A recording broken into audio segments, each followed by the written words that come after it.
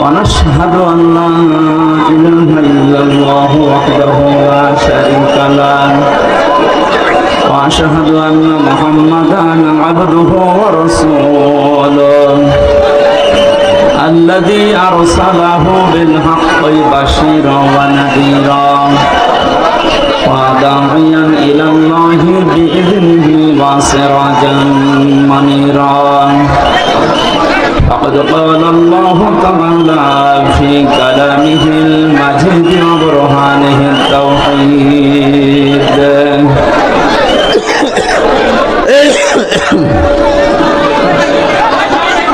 أعوذ بالله من الشيطان الرجيم بسم الله الرحمن الرحيم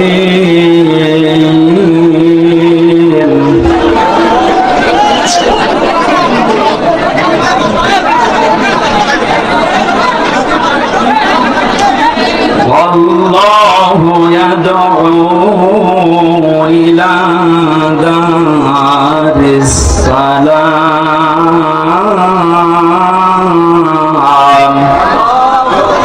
ويهدي من يشاء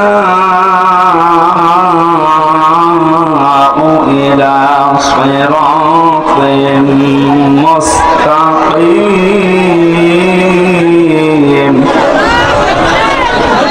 للذين أحسنوا الحسنى وزيادة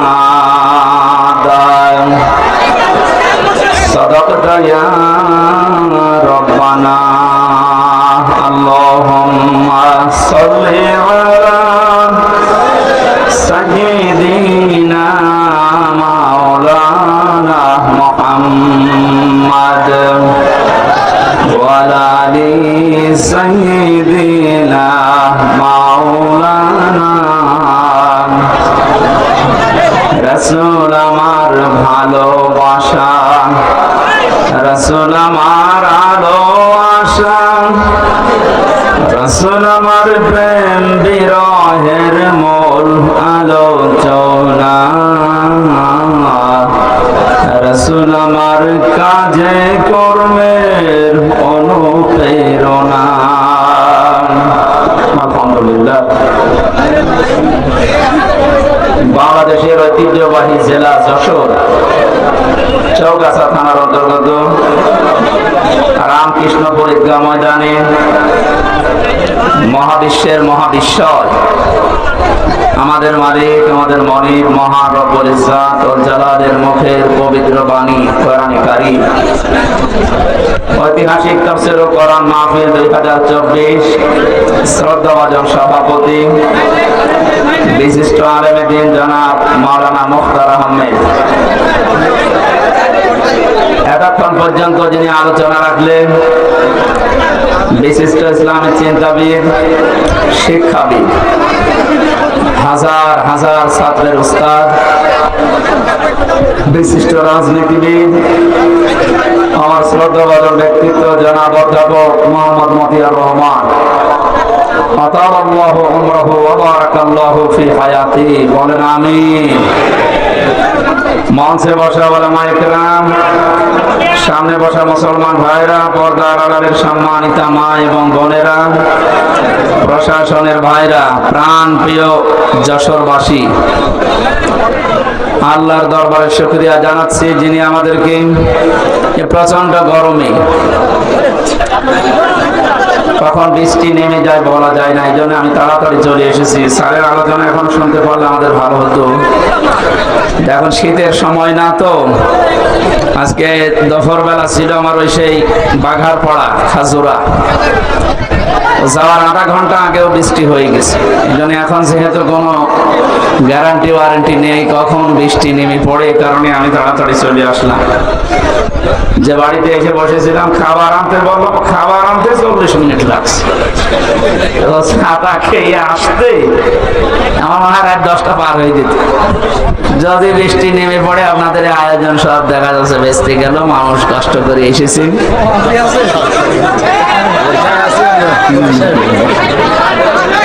বসেন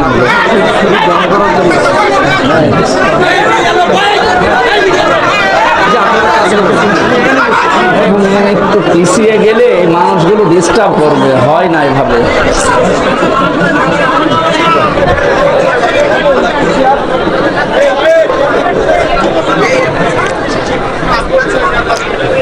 আমরা 1 ঘন্টা সময় যদি পাই ইনশাআল্লাহ আমরা তেলাওয়াত কে তো আয়াতটা এই জায়গায় তো মানুষ ডিস্টার্ব করবে, যে একটু পিছিয়ে বসলে ভালো হয়। স্যারের এটা স্যার আরেকটু পিছিয়ে নিন তো, নাই তো মানুষ ও ঠিক আছে আলহামদুলিল্লাহ। ওই চেয়ারটা একটু সরিয়ে দেন, দিয়ে একটু পিছিয়ে বসে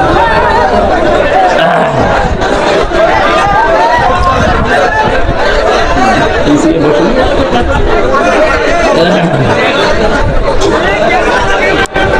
মাথায় লাগে না,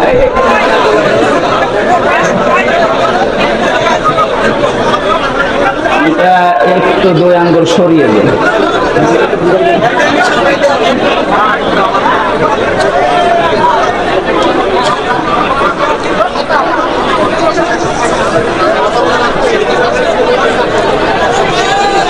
দুনিয়ার সব কাজ বাদ দিয়ে দল মত নির্বিশেষে আল্লাহর কোরআনের মহব্বতে বাড়ি থেকে পর্যন্ত যিনি নিয়ে আসলেন, আমরা খুশি হয়ে বলছি আলহামদুলিল্লাহ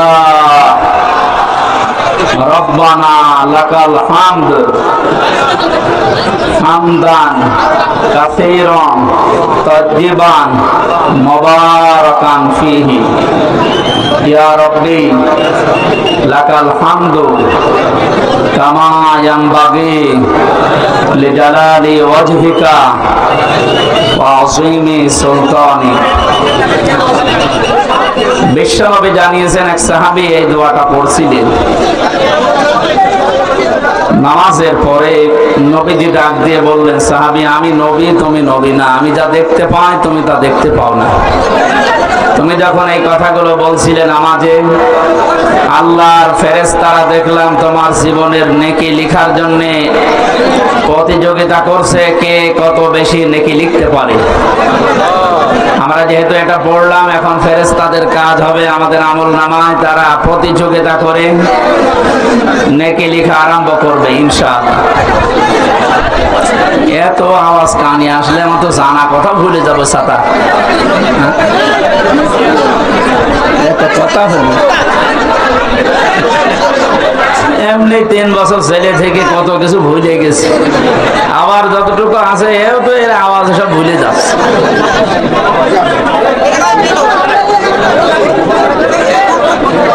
আপনাদের এই মাঠে কি এর চাইতে আর বড় মাঠ ছিল না এলাকায়? এইভাবে হয় না, মাহফিল নিয়েছে কি আসতে। আপনারা শুরু করেন, আমরা চলে গেলাম।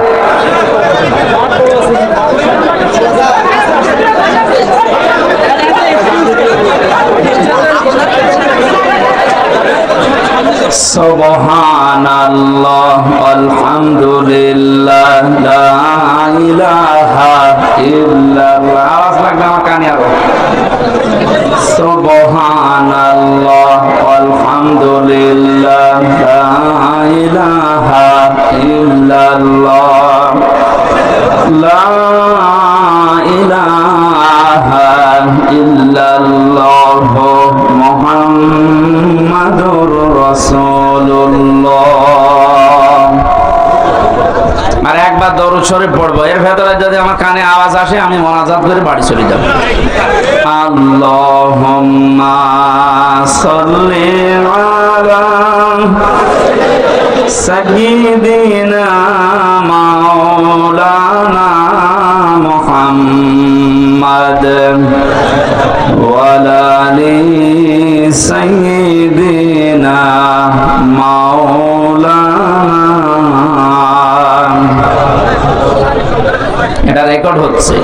দেখেছেন কতগুলো কিরমান কাতিবিন, কালকে ছড়িয়ে দেবে এই দৃশ্য। ওখানে লেখা আছে না, দেখেন তো, যশোর চৌগাছা, সারা বাংলাদেশের 560টার উপরে থানা, এখন সব জায়গায় কালকে ছড়াবে।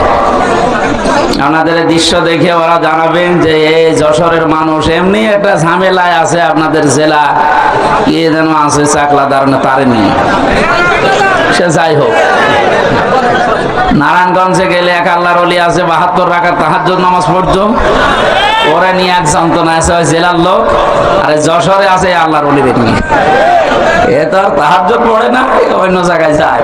তো এর নিয়ে এমনি আপনাদের এক বদনাম আছে। এরপরে যদি কোরআনের অনুষ্ঠানে এই করেন, তা আপনাদের তো বদনাম ছড়াবে কালকে। সুনামের জন্য কোরআনের আয়োজন করে যদি বদনাম হয়ে যায়, আমার মনে হয় এটা না দিয়ে অন্য কিছু করার দরকার ছিল। নিজেদের দায়িত্ব নিয়ে চুপ করেন, ভাই বদনাম হয়ে যাচ্ছে, চুপ করেন। খুলনা আমার বিভাগ তো, এই জন্য একটু ঝামেলা বেশি। আমরা সারা জীবন রংপুর বিভাগের মানুষদেরকে একটা নাম বলি, মফিজ। এটা যেন আবার দিয়েন না, এটা কেটে দিয়ে। ওরা মফিজ হলেও ভালো, নরম সরম, উদার আছে। আলা ভোলা গাড়িতে হরেন দেয়, ও তাকিয়ে দেখে যে হরেন কে দেশ, সাইড দেবে তো, এই কারণে ওদেরকে মফিজ বলে। কিন্তু ওরা গরিব মানুষ তো, রংপুর বিভাগের মানুষেরা।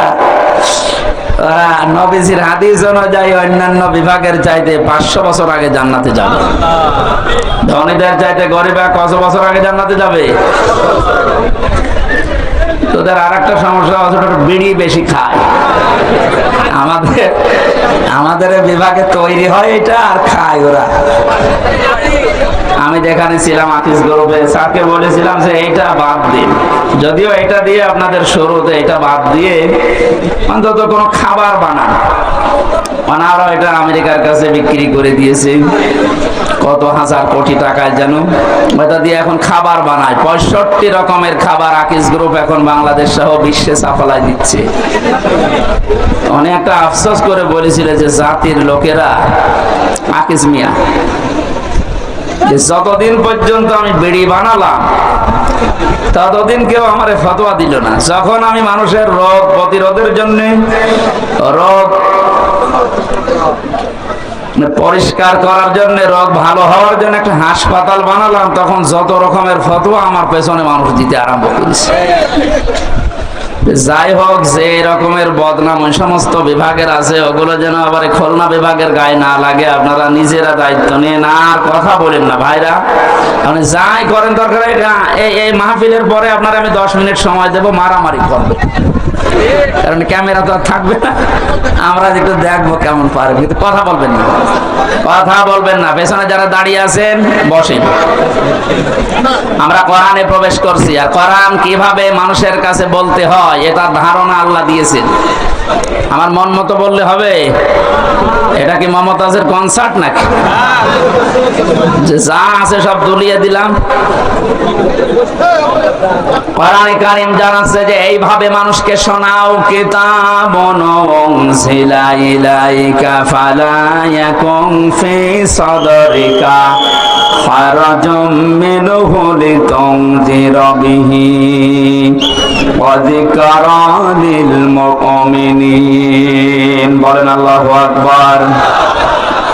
সূরা আরাফের 2 নম্বর আয়াতে আল্লাহ বলেন, হে নবী, এই যে একটা কিতাব, এটা আপনাকে আমি দিয়েছি, এটা শুধু চুমা খাবেন আর টাকের উপরে রেখে দেবেন।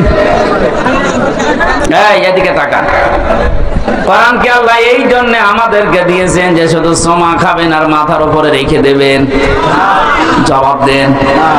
এটা ক্লাস চলছে, ছাত্রের মতো বলবেন, এই জন্য দিয়েছেন? আল্লাহ পাক বলেন, হারাজুম মিনহু লিতুনজিরা বিহি, এ কোরআন প্রচার করবেন, মানুষের কাছে সতর্ক করবেন এইটা দিয়ে।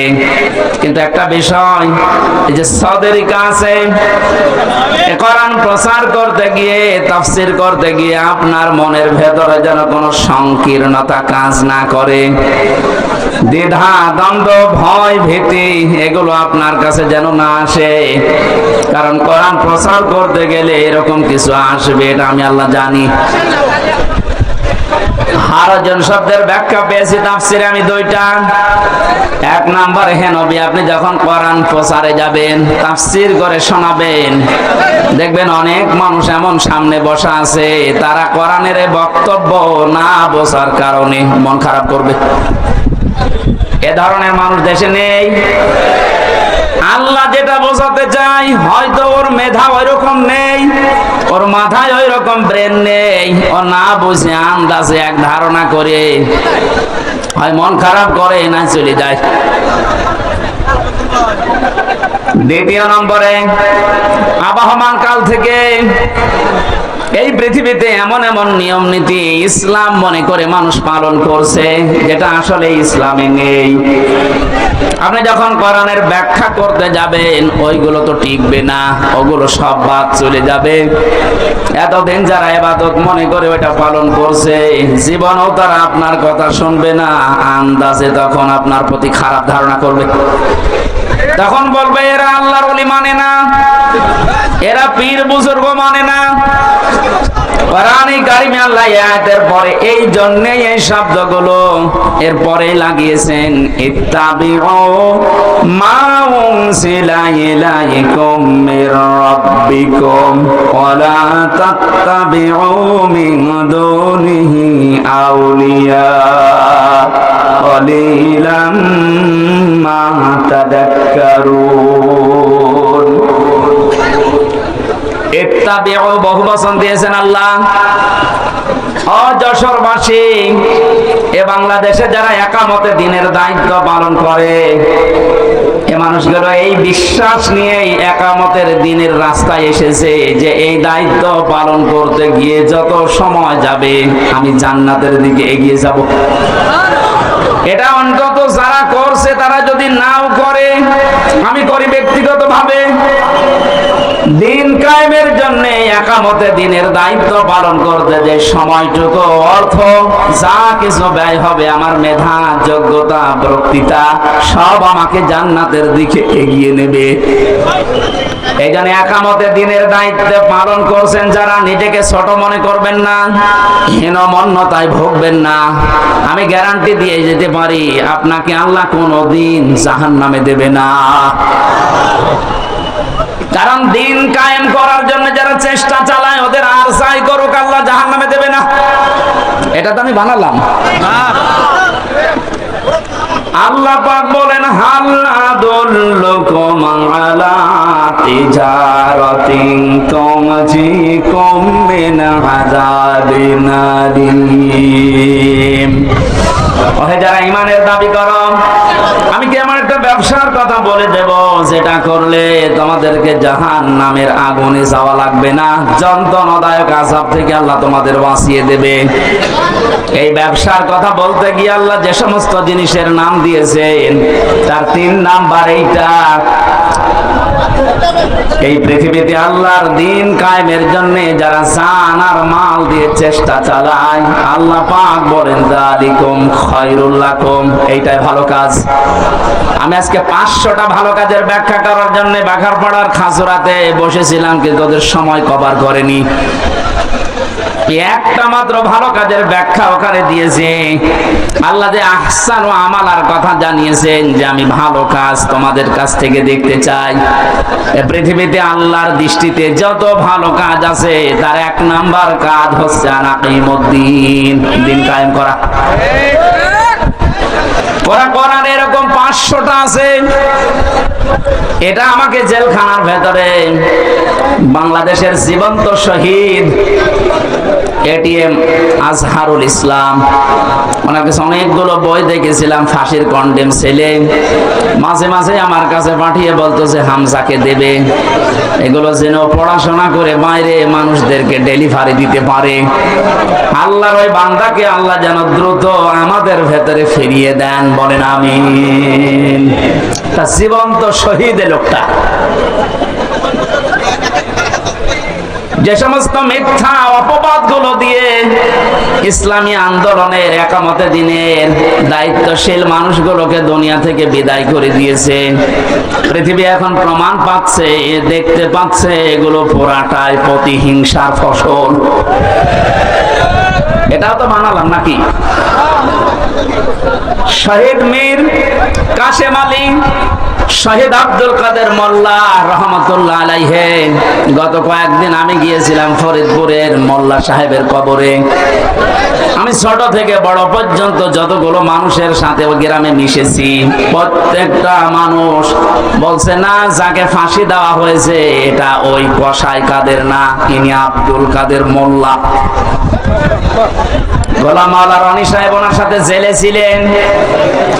রনি সাহেব এসে পৃথিবীর মানুষকে জানিয়েছে, মোল্লা ভাই আমাকে জানিয়েছে, রনি বাইরে যদি যেতে পারো, আমি তো আর যেতে পারলাম না, পৃথিবীর মানুষকে জানিয়ে দিও আমি কিন্তু কসাই কাদের না, আমি আব্দুল কাদের মোল্লা।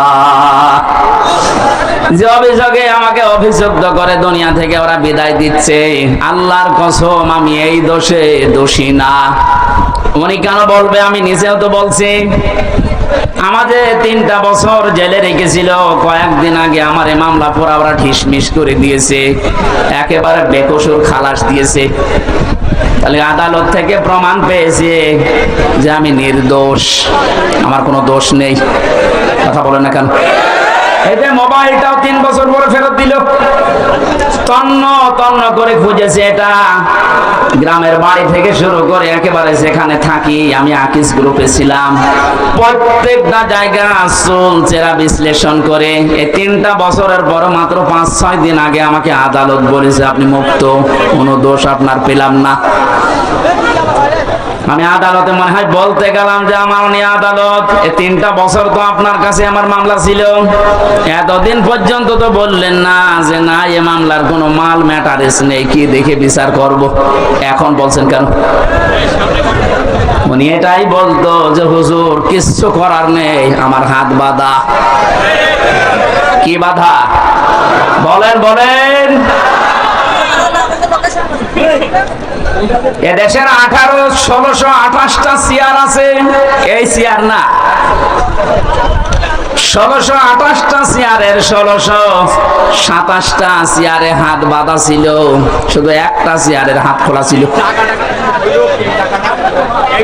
যারা এই কাজ করেছেন আমরা এখন আহ্বান জানাবো, বাংলাদেশ যেহেতু দ্বিতীয়বার স্বাধীন হয়েছে, 1700-র উপরে জীবন দিয়েছে ছাত্র আর ছাত্রীরা, সুতরাং এই স্বাধীন দেশে আমরা আর কারো হাত বাঁধা দেখতে চাই না।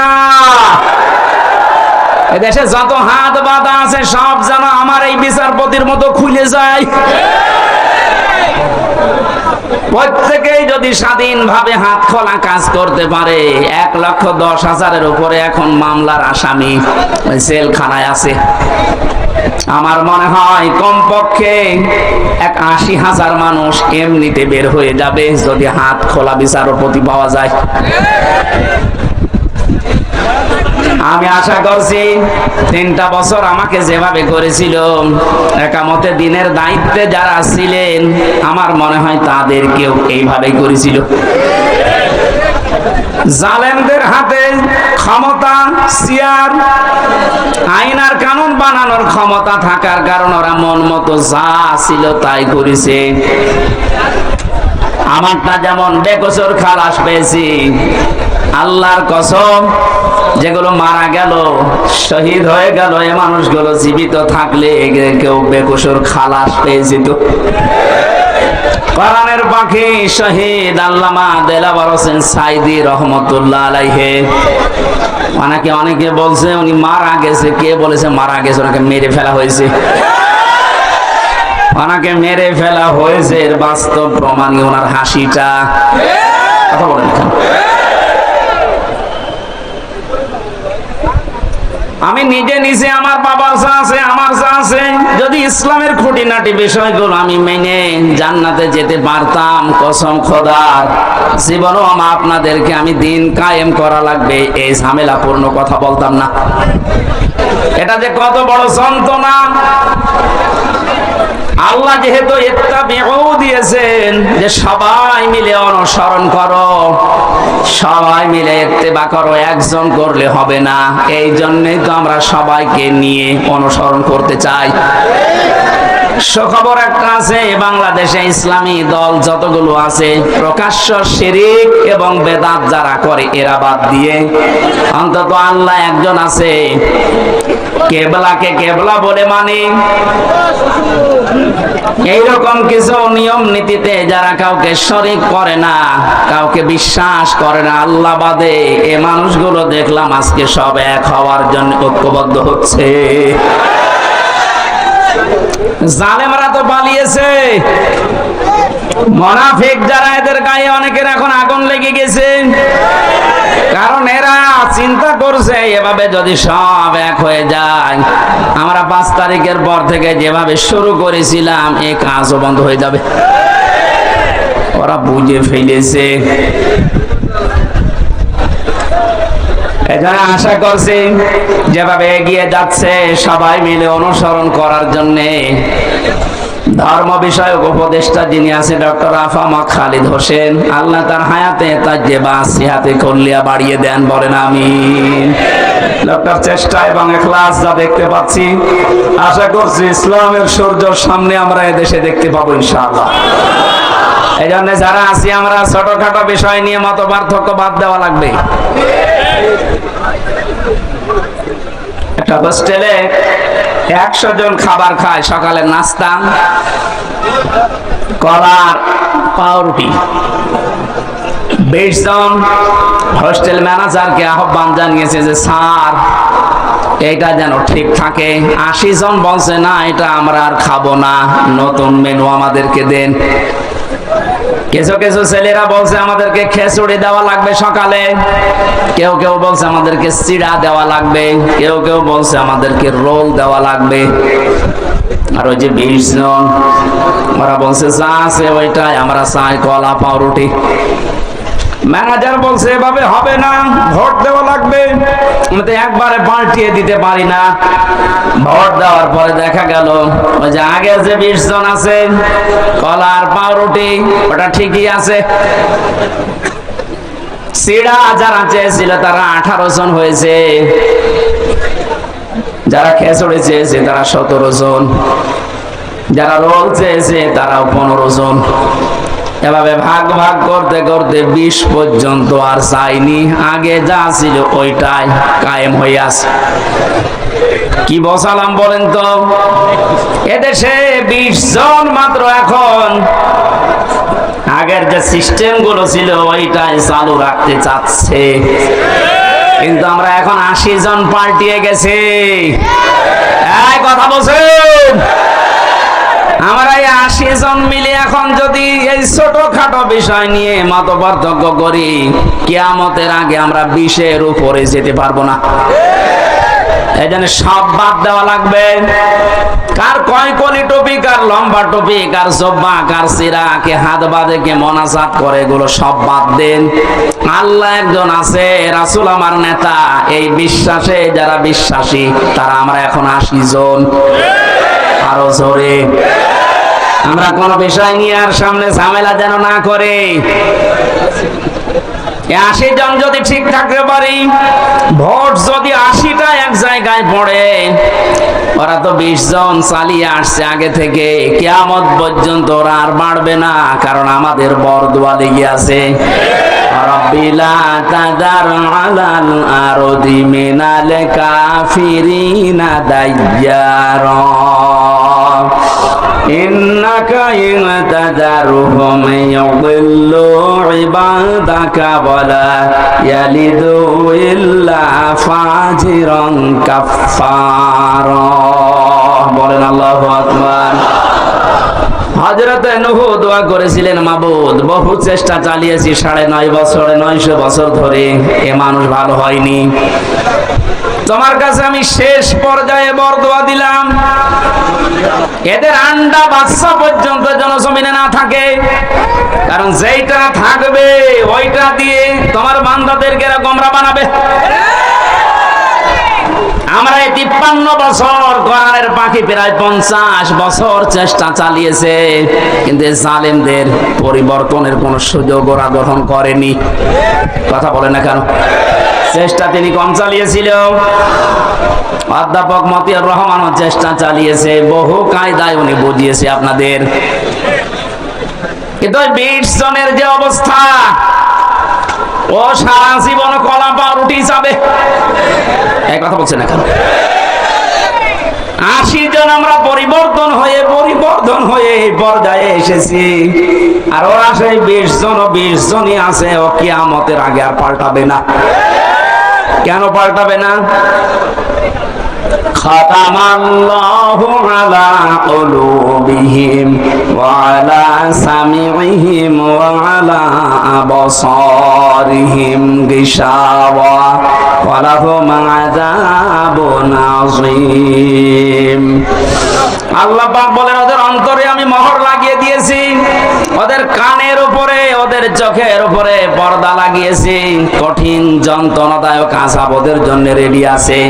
কারণ এই পৃথিবীতে যারা আল্লাহর কালামকে অপমান করার চেষ্টা চালায়, তাদেরকে আল্লাহ হেদায়েত থেকে বঞ্চিত করে দেয়।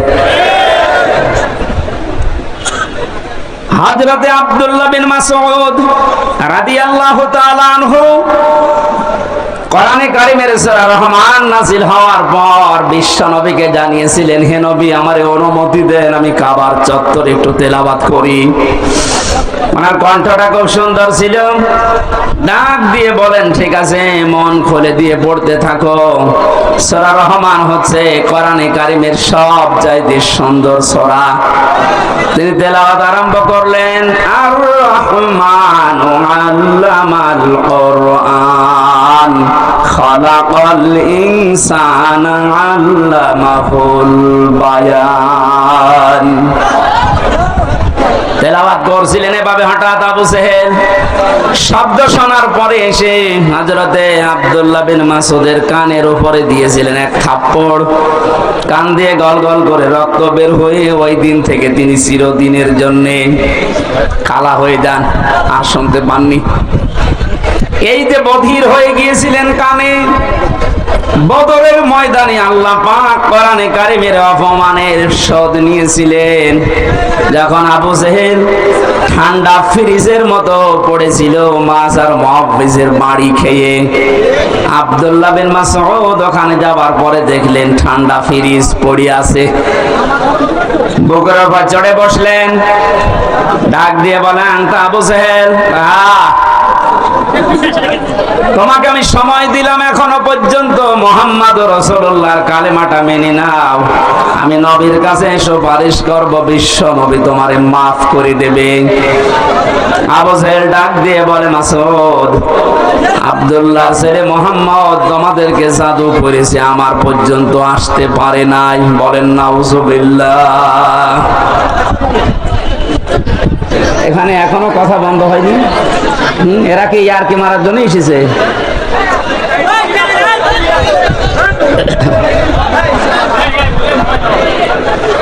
আমার ভাইরা, হযরত আব্দুল্লাহ বিন মাসউদ দৌড় দিলেন নবীজির রওজার কাছে।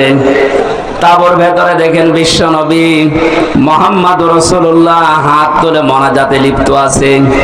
তিনি দেখলেন মোনাজাত যখন চলছে, আমি আরেকবার যাই। ওই যে যারা পড়ে আছে এখনো মরে না, ওদের ভেতরে গিয়ে দেখলেন আবু জেহেল এখনো খাচ্ছে। ডাক দিয়ে বলে, তোরে সময় দিয়েছিলাম, আরেকবার দিলাম, বল। ও আবার একই কথা জানিয়েছে। তিনি আরেকবার ঘোড়া দিয়ে এসে বললেন, বল। এবার আর একটু বাড়িয়ে বলেছে, আব্দুল্লাহর বলা মুহাম্মদ তোমাদেরকে জাদু করেছে, আমার পর্যন্ত আসতে পারে নাই। ওরা আমি এখনো যদি পাই, এখনো টুকরা টুকরা করব। হযরত ইবনে মাসউদ বললেন, না, এতক্ষণ তোরে সময় দিয়েছিলাম, আমি আর সময় দিলাম না। তুই যখন মুহাম্মদুর রাসূলুল্লাহর উপরে এই দাবি তুললি, তোরে আমি শেষ করে দেব। তরবারি বের করে গলার ভেতরে লাগিয়েছেন। আবু জেহেল ডাক দিয়ে বলে, মাসউদ, কি করবি এখন? আলাদা করব। ওই সময় বলেছিল, আলাদা করবি কর, আমার গলাটা একটু বড় করে কাট, দেশের মানুষ যেন দেখে বোঝে যেটা নেতার মাথা। মরে যাচ্ছে, তাও তেজ কমছে না। আমার মনে হয় এই দেশে 5 তারিখের পরে অনেক আবু জেহেলকে আমরা এখনো পর্যন্ত দেখতে পেয়েছি, পাচ্ছে। মরে যাচ্ছে, তেজ কমছে না। খাতামাল্লাহু আলা কুলুবিহিম, আল্লাহ কলবের উপরে মেরে দিয়েছেন একেবারে মোহর। এর ভালো হওয়ার কোনো পরিবেশ নেই। ইবনে মাসউদ চিন্তা করলেন, এর মাথাটা যদি নবীজির তাবু পর্যন্ত নিয়ে যেতে পারি, নবী আমার জন্য দোয়া করবেন। তিনি মাথা ধরে টানলেন, দুই হাত দিয়ে দেখে নড়ে না। চিন্তা করলেন মাথা এত ভারী হয়ে গেল কি করে। কাছে যে রশি ছিল তরবারি দিয়ে কানের ছিদ্রি একটা, ওর ভেতরে বান্ধন দিয়ে তিনি টানতে আরম্ভ করলেন, দেখে না, নড়ে না। কি মাথায় এত ভারী হয়ে গেল কি করে? দুই কান ছিদ্রি করলেন, দুই কানের ভেতরে রশির অগ্রভাগ দুইটাই ঢুকিয়ে যখন সুন্দর করে বাঁধন দিয়ে অপর ভাগ ধরে টান দেওয়া আরম্ভ করলেন, এবার মাথা নড়া আরম্ভ হয়েছে। চিন্তা করেন, এতক্ষণ পর্যন্ত মাথা টান দিয়েছি, নড়ে না, এখন নড়ছে কোন কারণে? আল্লাহ রাব্বুল আলামিন বোঝাতে চেয়েছে, মাসউদ, আমার কোরআন কাবার সামনে তেলাওয়াত করার কারণে এই লোকটা তোর কানের উপরে থাপ্পড় দিয়ে একটা কান নষ্ট করে দিয়েছিল। আমি আল্লাহ আজকে তোর হাতে ওর দুইটা কান নষ্ট করে দিয়ে প্রতিশোধ নিলাম। পরকালে কি করব এটা আমি আল্লাহ জানি। আমি যেটা বোঝাতে চাচ্ছিলাম, এই পৃথিবীর ময়দানে কোরআনে কারিমের গায়ে যারা হাত দেয়, অপমান করার চেষ্টা করে কোরআন কেন্দ্রিক কোন বিষয়ের সাথে, আল্লাহ পাক কিন্তু দুনিয়াতে তাদের শাস্তি দিয়ে দেখিয়েছেন। কমেল্লায় মন্দিরে যারা দেবতার পায়ের কাছে কোরআনে কারিম রেখেছিলেন, আজ কিন্তু ধরা পড়ে যাচ্ছে। দশ ছাপিয়েছে ইসলামী আন্দোলন যারা করে, একামতের দিন যে এরা করেছে, দুনিয়া উল্টিয়ে যাবে। কখনো একামতের দিনের কোন নেতা কর্মী দেবতার পায়ে কোরআন রাখবে আমি বিশ্বাস করি না। ওরা হেফাজত ইসলামের উপরে চাপাতে চেয়েছিল যে কোরআন এরা মে মাসের 5 তারিখে আগুন লাগিয়েছে, এটা এখন প্রমাণ হচ্ছে আগুন দিয়েছে কে? আপনাদেরকে হেদায়েত থেকে বঞ্চিত করে দিয়েছে আল্লাহ এমনিতেই না, প্রমাণ এইটাই। কারণ কোরআনের উপরে যারাই হাত দেয় তাদের কপাল আল্লাহ নষ্ট করে দেয়। আমার ভাইরা, আমরা সবাই মিলে অনুসরণ করব, কারণ হচ্ছে আমি একা একা অনুসরণ করার কথা আল্লাহ এখানে দেননি, বহু বচন দিয়েছেন। এজন্য সবাইকে নিয়ে অনুসরণ করতে চাচ্ছি। কিন্তু যাদের কপালে কোরআনের কারণে মোহর মারা আছে এই 20 জন, কলা পাউরুটি যারা চেয়েছে ও মরণ পর্যন্ত ওইটাই চাইবে। ওরা চাইতে থাক, আমরা তো এখনো 80 কয়জন? 80 বলেন, বলেন আরো জোরে বলেন আর একবার। 80 জন যদি এবার ভুল করেন, 20 কিন্তু আবার আসবে। ভুল করা যাবে? বলেন, একটু মিলিয়ে দেখেন তো কোথায় 80 আর কোথায় 20। এরপরও আমরা পারি না, কারণ আমরা কেউ 18, কেউ 17, কেউ 15, কেউ 14। আর ওরা যেহেতু আবাহমান কাল থেকে আসতেছে ওই 20। আমরা আর এই 17, 18, 19-এ থাকবো না, আমরা এখন 80 হয়ে যাবো ইনশাআল্লাহ। সময় যেহেতু সামনে আসছে, আমরা 80 হব না 20 থাকবো ইনশাআল্লাহ। এটা করতে হলে সবাই মিলে আজ অনুসরণ করা লাগবে আল্লাহ যেটা দিয়েছে। তার নাম কি? বলেন, বলেন। আল্লাহ পাক আয়াতের পরবর্তীতে জানিয়েছেন, আলা তাত্তাবিউ মিন দুনিহি আউলিয়া। কোরআন বাদ দিয়ে পৃথিবীর কোন ওলি আল্লাহর অনুসরণ করার দরকার নেই। প্রশ্ন আসতে পারে, আল্লাহ কি তার ওলিদের বিরুদ্ধে? না। সূরা ইউনূসের 62 নম্বর আয়াত, 11 নম্বর পারার 15 নম্বর পৃষ্ঠার 1 নম্বর লাইনে আছে, আলা ইন্না আউলিয়া আল্লাহি লা খাউফুন আলাইহিম ওয়া লা হুম ইয়াহজানুন। আল্লাহ পাক বলেন, কোনো ভয় নেই, কোনো চিন্তা নেই। আমার ওলি যারা, তাদের কোনো ভয় চিন্তা নেই। তাদেরকে সতর্ক করলাম, সুসংবাদ জানালাম, এদের ব্যাপারে তোমরা সাবধান থাকবা, এদের ভয় চিন্তা নেই। অথচ সূরা আরাফের 3 নম্বর আয়াতে বললেন কোনো অনুসরণ করার দরকার নেই। ওই আয়াতের সাথে আয়াতের কোনো মিল পাচ্ছি না। তাহলে আল্লাহর কথা চাচা এরশাদের মতো সকালে একটা বিকালে একটা, হ্যাঁ? কোরআনে কারিমে আল্লাহ তো জানিয়েছেন লা মুবাদদিলা লিকালিমাতি, আল্লাহর কালামের কোনো পরিবর্ধন নেই। অথচ ওখানে বললেন ওলিদের কোনো চিন্তা নেই, আর এখানে বলছেন ওলি অনুসরণ করার দরকার নেই। মুফাসসিরিন ইকরাম লিখেছেন আয়াতের ব্যাখ্যা করতে গিয়ে আল্লাহ এই জন্যই ওলি অনুসরণ নিষেধ করেছেন। আল্লাহ খুব ভালোভাবে জানেন, কারণ বর্তমান ভবিষ্যৎ এগুলো সব জানেন কে? আরো জোরে বলেন। সব যেহেতু তার নিজের জ্ঞানে আছে, উনি আগেই জানতেন যে ভবিষ্যতে কিয়ামত পর্যন্ত আমার এমন বান্দা বান্দি দুনিয়ায় আসবে, আর আমি আল্লাহর চাইতে ওদের আব্বাকেই বড় মনে করবে। এই জন্য আল্লাহ নিষেধ করেছেন কোনো আব্বার কোনো অনুসরণ করার দরকার নেই। আল্লাহ আফসোস করছেন যে আমার বক্তব্য শোনার পরে আমার কিছু বান্দা বান্দি ফিরে আসবে, অধিকাংশ গুলোই মুখ ফিরিয়ে চলে যাবে। বলেন নাউজুবিল্লাহ। এখানে কোরআন উপস্থাপনের যে ধরন আমরা শিখেছি আল্লাহর কাছ থেকে, আপনি হয়তো না বোঝার কারণে মন খারাপ করতে পারেন। 2 নম্বরে আল্লাহ যেটা জানাতে চেয়েছে ওটা আবাহমান কাল থেকে আসতেছে, আল্লাহর বক্তব্যের সাথে মিলছে না। এখন আপনি কি ওই বাপ দাদারটাই মেনে চলবেন, না আল্লাহর বর্ণনা করাটা? এখানে আর একটা বিষয়, একটা মাসলা পাওয়া যায়। আজ যারা অন্ধ অনুসরণ করে ইসলামকে, দিনকে মানার চেষ্টা চালাচ্ছেন, এদেশে আছে। এই কারণে বলছি, পৃথিবীতে শুধু মুহাম্মদুর রাসূলুল্লাহ সাল্লাল্লাহু আলাইহি ওয়াসাল্লামকে বাদ দিয়ে কাউকে অন্ধ অনুসরণ করা জায়েজ নেই। কেন জায়েজ নেই?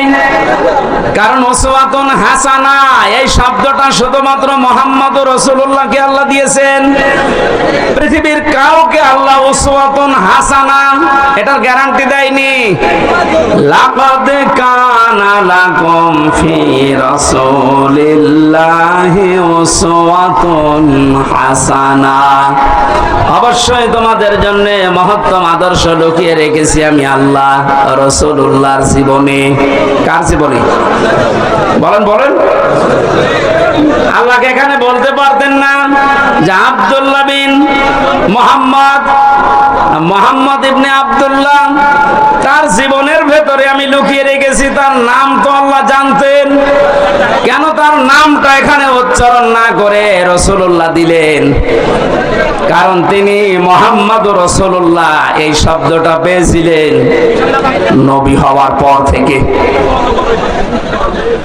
40 বছরের আগ পর্যন্ত মানুষ তাকে আরব জাহানে বলতো আব্দুল্লাহ বিন মোহাম্মদ। আর 40 বছরে যখন তিনি কোরআন পেয়েছেন তখন শুধু আব্দুল্লাহ বিন মোহাম্মদ না, হয়ে গেছেন রাসূলুল্লাহ। তাহলে অনুকরণ করা মুহাম্মদ ইবনে আব্দুল্লাহকে ফরজ না রাসূলুল্লাহকে ফরজ? আশা করছি আমি যেটা বোঝাতে চাচ্ছি আপনি বুঝবেন। এই বাংলাদেশ সহ বিশ্বের বহু জায়গায় আমি গিয়ে দেখেছি তারা এখনো পর্যন্ত এ কথা বলছে আমরা নবীওয়ালা কাজ করি। হ্যাঁ, আপনি আব্দুল্লাহ বিন মোহাম্মদ ইবনে আব্দুল্লাহ, ইনি যতদিন পর্যন্ত নবী হওয়ার আগ পর্যন্ত নামে মানুষ তাকে ডাক দিয়েছে। আপনার জীবনে এই কাজগুলো আছে, কারণ তিনি ওই সময় সত্য কথা বলতেন, ভালো কাজের আঞ্জাম দিতেন। কোন মানুষ যদি বিপদে পড়তেন সেখানে এগিয়ে যেতেন। এই কাজগুলো মুহাম্মদ ইবনে আব্দুল্লাহর জীবনীতে আমরা সিরাত ইবনে হিশামে সিরাত বিশ্বকোষের ভেতর থেকে পেয়েছি। কিন্তু তিনি যখন রাসূলুল্লাহ হয়ে গেছেন তার আপন চাচা আবু লাহাব পর্যন্ত জানের শত্রু হয়ে দাঁড়িয়েছে। এই বাংলাদেশ সহ বিশ্বে আজ যারা বলেন আমরা নবীওয়ালা কাজ করি না, আপনি মোহাম্মদ ইবনে আব্দুল্লাহর কাজ করেন। রাসূলুল্লাহ নবীওয়ালা কাজ যদি কেউ দাবি করে, উনি যেমন রাসূল হওয়ার পর থেকে 63 বছর, এই 23 বছরে 82 বার টার্গেট হয়েছিলেন ইহুদিদের, আপনি অন্তত 82 বার না হলেও 2 বার তো হবেন। আপনাকে ইহুদি খ্রিস্টান মুশরিক সবাই ভালোবাসে, সবাই ভালো বলে, বুঝতে হবে আপনার কাজ এখনো রাসূলুল্লাহর কাজ হয়নি। এজন্য আমাদের অনুসরণ করা দরকার এখন থেকে। মুহাম্মদ ইবনে আব্দুল্লাহ না রাসূলুল্লাহ? আরো জোরে। আল্লাহ রাব্বুল আলামিন রাসূলুল্লাহকে অনুকরণ করার তৌফিক আমাদেরকে যেন দান করেন, বলেন আমিন। এখানে অনুসরণ করার জন্য 27টা পয়েন্ট আমি পেয়েছি তাফসিরে। বিশ্ব নবীকে অনুসরণ করা লাগবে এই কারণে, কুল ইন কুনতুম তুহিব্বুনাল্লাহা ফাত্তাবিউনি ইউহিব্বুকুমুল্লাহ ইলা আখিরি আয়াত। সূরা আলে ইমরানের 31 নম্বর আয়াতে আল্লাহ জানিয়েছেন, হে নবী, মানুষকে আপনি কথা বলেন যদি আল্লাহকে ভালোবাসিয়ে দাবি তারা করে, তারা যেন আপনার অনুসরণ করে। শব্দের দিকে খেয়াল করেন, ফাত্তাবিউনি, আমার অনুসরণ করো। এখন এই অনুসরণটা মাস্ট বি করাই লাগবে 1 থেকে 40 না 40 থেকে 63। এই সহজ কথাগুলো আপনি বুঝতে চান না, খালি ফতোয়াবাজি করেন কেন বলেন তো? 1 থেকে 40 বছর পর্যন্ত এই পৃথিবীতে কেউ যদি মুহাম্মদ ইবনে আব্দুল্লাহকে না মানে অনুসরণ না করে, সে জান্নাতে যাবে না। একটা হাদিস দেখান, কোরআনের একটা আয়াত বলেন। কিন্তু মুহাম্মদ ইবনে আব্দুল্লাহ থেকে যখন রাসূলুল্লাহ হয়ে গেছেন, আমরা সবাই এখানে জানি উনি রাসূল হয়েছিলেন কত বছর বয়সে? আওয়াজ জোরে বলেন। 40 থেকে 63, কত? এই 23 বছরের 1 সেকেন্ডও যদি কেউ না মানে, সে কাফের। ফতোয়া নতুন করে বানানো লাগবে? আল্লাহর কোরআন জানিয়েছে রাসূলুল্লাহকে অনুসরণ করা মাস্ট বি ফরজ। আমা আতাকুমুর রাসূল, আল্লাহ কিন্তু আমা আতাকুম মুহাম্মদ ইবনে আব্দুল্লাহ দেননি। শব্দগুলো একটু খেয়াল করে পড়তে পারেন না? আমা আতাকুমুর রাসূল, তোমাদের কাছে রাসূল যা নিয়ে এসেছে, ফাখযুহু, ওটা আঁকড়িয়ে ধরো। আমা নাহাকুম আনহু ফান্তাহু, জানহু, হুরমার যায় রাসূলুল্লাহর দিকে। তোমাদেরকে রাসূলুল্লাহ যা নিষেধ করে ওইগুলো ছেড়ে দাও। আত্তাকুল্লাহ, আল্লাহকে ভয় করো। ইন্নাল্লাহা শাদীদুল ইকাব, অবশ্যই আল্লাহর আযাব বড় কঠিন। এবার আসেন তো আয়াতের মূল শিক্ষায়। বিশ্ব নবী মুহাম্মদুর রাসূলুল্লাহ আমরা সবাই স্বীকার করে নিচ্ছি যে উনি হয়েছিলেন 40 বছরে, না জন্মের পরেই? আরো জোরে বলেন। ওনাকে অনুসরণ করা লাগবে কি মুহাম্মদ ইবনে আব্দুল্লাহ হিসাবে না রাসূলুল্লাহ হিসাবে? রাসূলুল্লাহ হিসাবে অনুসরণ করলে এখানে ফাত্তাবিউনি দিয়েছেন। আল্লাহকে ভালোবাসিয়ে দাবি যদি করে থাকো, এখানে ইহুদি খ্রিস্টান বৌদ্ধ 4500 ধর্মের লোকেরা আছে, প্রত্যেকেই তার দেবতা বলেন, ভগবান বলেন, গড বলেন, যাই বলেন, সবাই কিন্তু বোঝাতে চায় কাকে? বলেন বলেন। কিছু রূপক জিনিস হয়তো তারা বানায়, কিন্তু আসল কিন্তু আল্লাহ। আপনি হিন্দুদের বিপদে পড়লে দেখবেন রূপক যে 12 মাসে 13 পূজা করে, 33 কোটি দেবতা ওদের, একটা রূপক পূর্ণ বিশ্বাস ওদের নেই। ওদের বিশ্বাসও একজন আছে। আমার তো অনুষ্ঠানগুলো ভারতে বেশি থাকতো আগে, 17, 18, 19 সালে আমি ভারতেই বেশি ছিলাম। দেখেছি ওই সমস্ত জায়গায় বিপদে পড়লে হিন্দু ড্রাইভার আমার যে চালিয়ে নিয়ে যেত কলকাতায়, ও বেটা হিন্দু মানুষ, ভগবানকে ডাকা বাদ দিয়ে বিপদে পড়লে, চরম বৃষ্টি যখন, তখন বলছে ওপরওয়ালা একজন আছে। আমার বাস্তব জীবনে আমি দেখেছিলাম চরমনায়, বরিশালে যখন ছোটবেলায় যেতাম, ওই সময় তো ব্রিজ ছিল না, নৌকায় যাওয়া লাগতো, লঞ্চে যাওয়া লাগতো। একবার ওঠার পরে দেখি বিশাল ঝড় উঠেছে। আমরা যারা মুসলমান পড়ছি লা ইলাহা ইল্লাল্লাহ লা ইলাহা ইল্লা আনতা সুবহানাকা ইন্নী কুনতু মিনাজ জালিমিন। সামনে দেখলাম দাদা আর দাদি বসে আছে হিন্দু, ওরাও পড়ছে লা ইলাহা ইল্লাল্লাহ। বললাম দাদা চেহারা দেখে মনে হচ্ছে অন্য ধর্মের, মুসলমান হয়েছেন কবে? বলছে না মুসলমান হয়নি, কালেমা পড়লেন। যে ঝড় উঠেছে ও কালী দুর্গার কাজ না, আল্লাহ লাগবে। ওরাও জানে যে একজন আছে, কথা বলেন ঠিক কিনা? যে যে ধর্মে তার নতুন নতুন রূপক অর্থে বানিয়ে নিয়েছে, কিন্তু আসল একজন আছে, এ কথা সবাই যেহেতু বলছে, আল্লাহ এ কথাই জানাতে চাচ্ছেন। তোমরা যারা বলো আল্লাহ তোমাকে ভালোবাসে, তোমাকে আমরা মহব্বত করি, আল্লাহ বলছেন এই কথার দাবি পূরণ করার জন্য ফাত্তাবিউনি, আমার রাসূলের অনুসরণ করা লাগবে। কি করা লাগবে? এবার আমার প্রশ্ন এখানে যারা জ্ঞানী মানুষ তাদের কাছে, এই অনুসরণ কি আংশিক না পূর্ণাঙ্গ? আরো জোরে বলেন। আজ এই বাংলাদেশ সহ বিশ্বের বহু মুসলমানেরা, আমি যে সিঙ্গাপুর, মালয়েশিয়া কয়েকটা রাষ্ট্র ঘুরে আসলাম এই 15-20 দিন আগ থেকে, বাস্তবতা দেখেছি হাজার হাজার লক্ষ লক্ষ আমাদের মতো মুসলমান আংশিক কিছু মানা, কিছু অনুসরণের মাধ্যমে ওরা মনে করছে আমরা নাজাত পেয়ে যাব। অথচ ফাত্তাবিউনি, আমার অনুসরণ করো। আমরা সবাই স্বীকার করছি অনুসরণ আংশিক না, এটা পূর্ণাঙ্গ। নাকি আংশিক? পূর্ণাঙ্গ অনুসরণ করবেন আপনি। এখন অনুসরণ যখন আরম্ভ করবেন, আল্লাহ বলেন ওয়াগফির লাকুম যুনুবাকুম, দুইটা জিনিস আমি দেব। এক নম্বরে জীবনের যত অপরাধ আছে, জামবন্যা দিয়ে যুনুব বহু বছর দিয়েছেন। আপনি যদি অনুসরণ করা আরম্ভ করেন, আপনার জীবনে দুইটা পুরস্কার আল্লাহ দেবে। যত গুনাহ ছিল পেছনে সব আল্লাহ রাসূলের অনুসরণের কারণে মাফ করে দেবে। 2 নম্বরে আল্লাহ পাক যদি কাউকে মাফ করে দেয়, তার জন্য বানানো জান্নাত দেবে। এ কথা মানেন তো? এবার আসেন আমার মূল শিক্ষাটাই। এই বাংলা সহ বিশ্বের যত মুসলমানেরা আজ আমরা আংশিক অনুসরণ করে মনে করছি যে না আমরা আল্লাহর ভালোবাসা মহব্বত পেয়ে গেছি।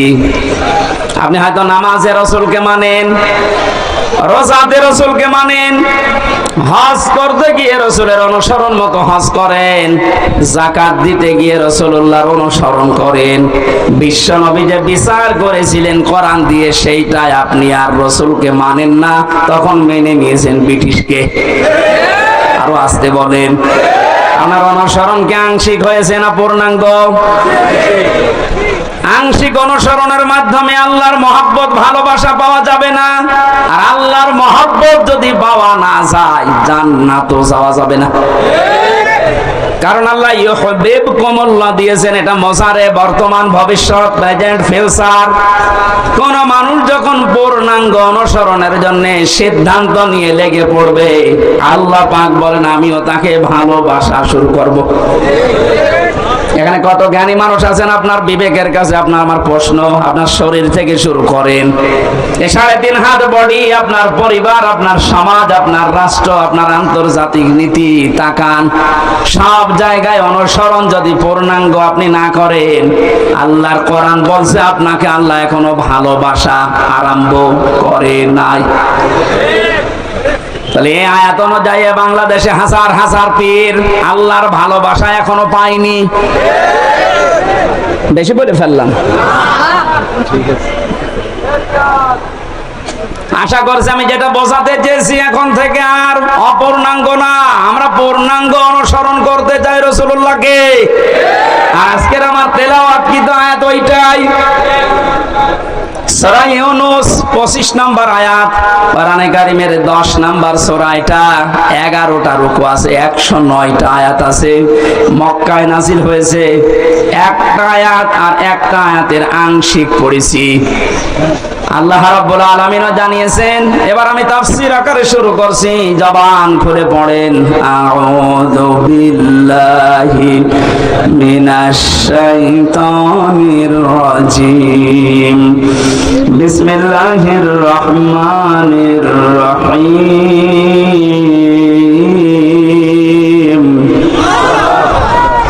ওয়াল্লাহু ইয়াদউ ইলা দারিস সালাম। আল্লাহ পাক বলেন, আমি আল্লাহ তোমাদেরকে আহ্বান জানাচ্ছি, ডাকতেছি শান্তির ঘরের দিকে। আজ বাংলাদেশ বৈষম্য বিরোধী ছাত্র আন্দোলনের মাধ্যমে যে 9টা দফা দিয়েছিল, আপনি দফাগুলো একটা একটা করে একটু পড়ে দেখেন। আমি তো মিলিয়ে দেখেছি এদের বাস্তব প্রতিফলন ওই 9টা। আমি ওগুলো সব নোট করেছি একটা একটা করে, আপনি মিলাবেন এখন থেকে। যারা আছেন যেখানে, দাঁড়িয়ে বসে শুয়ে, খুব অ্যাক্টিভ। আল্লাহ পাক বলেন, আমি তোমাদেরকে ডাকি আমার শান্তির ঘরের দিকে। তামাম বাংলাদেশের এই 56,000 বর্গ মাইল মনে করেন একটা ঘর। এটা কি? আরো জোরে বলেন। আল্লাহ যে ঘরের দিকে ডাকতেছে, ওই ঘরের নাম জান্নাত। ওই ঘরের নাম কি? 8টা জান্নাতের যে দরজা আমরা নাম শুনি, জান্নাতের দরজা 8টা না 100টার উপরে আমি কোরআনে পেয়েছি। এ বিষয়ে একটা বইও লিখেছিলাম ওই সময়, যে জান্নাতের স্তর 100টা। তার ভেতরে দারুস সালাম একটা দরজার নাম। দারুস সালাম মানে শান্তির বাড়ি বা ঘর। আল্লাহ পাক এখানে ডাক দিয়েছেন যে তোমরা শান্তির ঘরে প্রবেশ করো। এই পৃথিবীর মানুষ যেটা উদাহরণ দিলে বসে বেশি, আমি ওইভাবে সেট করেছি। বাস্তবে আমরা দেখি একটা ঘর যদি কেউ বানাতে চায় বসবাসের জন্য, শান্তি পাওয়ার জন্য, ইসলাম শব্দটা এখানে আল্লাহ দিয়েছেন দারুস সালাম। সালাম সিলমন, এখান থেকে ইসলাম। এর শাব্দিক অর্থ হচ্ছে শান্তি। কিন্তু কেউ যদি সুখ পেতে চায়, এর আলাদা একটা আরবি শব্দ আছে রহাতা, রহাতুন। রহাতুন মানে সুখ। রহাতুন মানে কি? ঘরের ভেতরে মানুষ সুখ পাওয়ার জন্যই প্রবেশ করে। এই যে এখান থেকে সারাদিন সারা রাত মানুষ কর্মজীবন শেষ করে যখন বাড়িতে যায়, ঘরে প্রবেশ করার সঙ্গে সঙ্গে একটা অজানা শোক আপনাকে ঘিরে ধরে। আপনি হয়তো টের পান না। বাইরে যতক্ষণ আগে ততক্ষণ একটা আতঙ্ক কাজ করে, একটা ভয় ভয় কাজ করে। অথচ ঘরের ভেতরে 4 দেওয়াল দিয়ে যেটা আটকানো, কি আছে ওর ভেতরে, ওখানে গেলে একটা আলাদা শান্তি। ওই ভয়টা আল্লাহ যেন দূর করে দেয়। কথা বলেন ঠিক কিনা? আল্লাহ বলেন, আমি এমন একটা ঘরের দিকে তোমাদেরকে ডাকছি, যে ঘরে প্রবেশ করলেই তোমরা সুখ আর শান্তি দুইটাই পেয়ে যাবে। যেহেতু আমরা এখন একটা ঘর বানাবো, ঘর বানাতে প্রথমে খুঁটি দেওয়া লাগে। কি দেওয়া লাগে?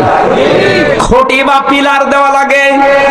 আল্লাহ যে ঘর বানাতে আমাদেরকে নির্দেশ দিচ্ছে যে শান্তির ঘরে প্রবেশ করো। এই ঘর যদি 56,000 বর্গ মাইলকে আপনি বানাতে চান, তাহলে 4টা খুঁটি আল্লাহর কাছ থেকে নেওয়া লাগবে। এই খুঁটিগুলো যদি কেউ ভারত থেকে নেয়, বিপদে পড়বে। ওরা এখন বিপদে আছে। কথা বলেন না কারণ ওরা বহু চেষ্টা চালিয়েছিল ওই সময়। পাকিস্তান থেকে আমাদের এই চেষ্টাকে ভাগ করার জন্য ওরা যেমন সাহায্য করেছে, 7 সিস্টারের মাধ্যমে ওদের দেশকে ভাগ করার জন্য আমরাও সাহায্য করব। চালান আমরা সব দিয়ে দেব। আপনি যা করিয়েছেন আমরা ওইটাই করব। আপনি আপনারা ওই সময় ভাগ করে যদি আমাদের বন্ধু হয়ে যান, আমরাও কথা বলছেন শুরু হয়ে গেছে অলরেডি। আলাদা পতাকা বানিয়ে উড়িয়ে দিয়েছে মণিপুরে। খেলা হবে না, খেলা আরম্ভ হয়ে গেছে। আপনারা যেমন আমাদের এতদিন বলে আমরা বন্ধু, কারণ আপনাদের সেই পাকিস্তান আর এই বাংলাদেশ মাঝখানে ছিলাম, আমরা আলাদা করে দিয়েছি, এই জন্য আমরা আপনার বন্ধু। আমরাও পাশে তো দেখলাম ডক্টর ইউনূস প্রথমে এই ঘোষণা দিয়েছিল, এদেশকে অশান্ত করার জন্য যদি চেষ্টা চালান, 7 সিস্টার থাকবে না। মানে যদি নাও করোনার পেছনে যে দেওয়াল আছে, তারা হয়তো একটু কাঁটি নাড়াচ্ছে।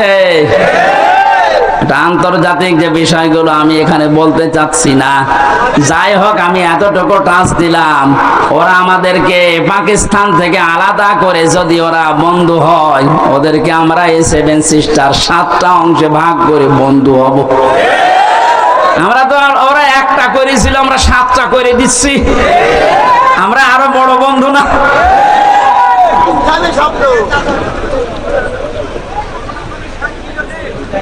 যশোরবাসী এবার খেয়াল করেন, না আমরা শুধু ভারত থেকে না, চীন থেকে না, রাশিয়া থেকে না, আমেরিকা না, কারো কাছ থেকে খুঁটি নিতে চাই না।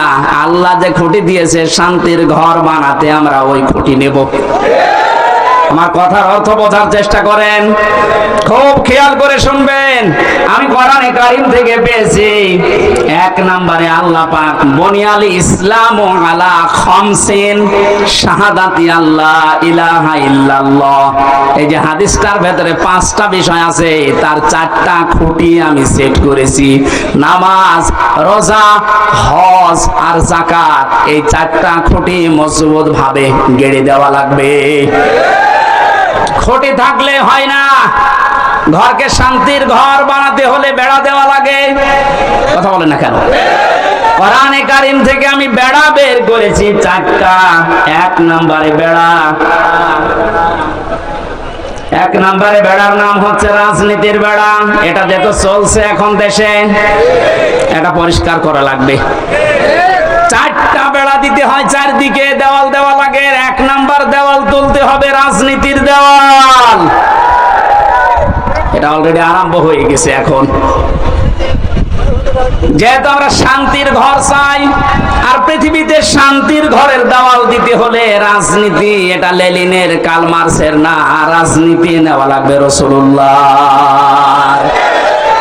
এবার রাসূলুল্লাহর রাজনীতি কি? এবার তাকান, সূরা নিসা 5 নাম্বার পারা 6 নাম্বার পৃষ্ঠা 9 নাম্বার লাইনের 59 নাম্বার আয়াতের প্রথম অংশে আছে।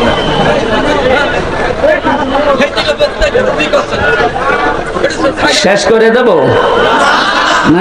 ওই লোকটাকে তুলে আমার চেয়ারে বসিয়ে দেব।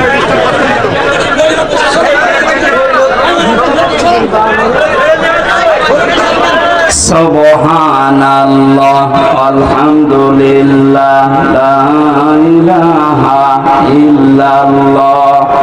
সুবহানাল্লাহ আলহামদুলিল্লাহ লা ইলাহা ইল্লাল্লাহ। মাইকের আওয়াজ আর বাড়ান, গলা ব্যথা করছে।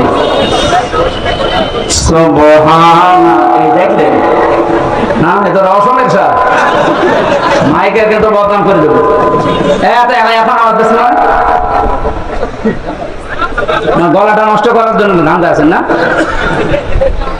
আপনার আওয়াজ থাকতে আওয়াজ না বাড়িয়ে রেখে দিয়েছেন কোন কারণে? সুবহানাল্লাহ আলহামদুলিল্লাহ লা ইলাহা ইল্লাল্লাহ।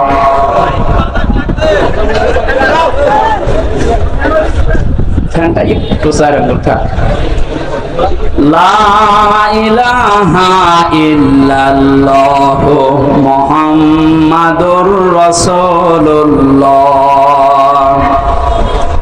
যশোরবাসী, শান্তির যে ঘর আমরা নির্মাণ করতে যাচ্ছি, এই ঘরে যারা রাজনীতির বেড়া হিসাবে থাকবে, এই মানুষগুলোকে অনুসরণ করার একটা বিশাল সুন্দর সিস্টেম আল্লাহ আয়াতে দিয়েছেন। আল্লাহ পাক বলেন, আমাকে অনুসরণ করো, আমার রাসূলকে অনুসরণ করো। হবে, নেতৃত্ব দেবে, তাদেরকে অনুসরণ করবা। কিন্তু শিক্ষা হচ্ছে আতিউ, এই শব্দটা এটা একটা ফেল, এটা ভার্ব, এটা ক্রিয়া। এটা আল্লাহ নিজের নামে আর রাসূলের নামে দিয়েছে।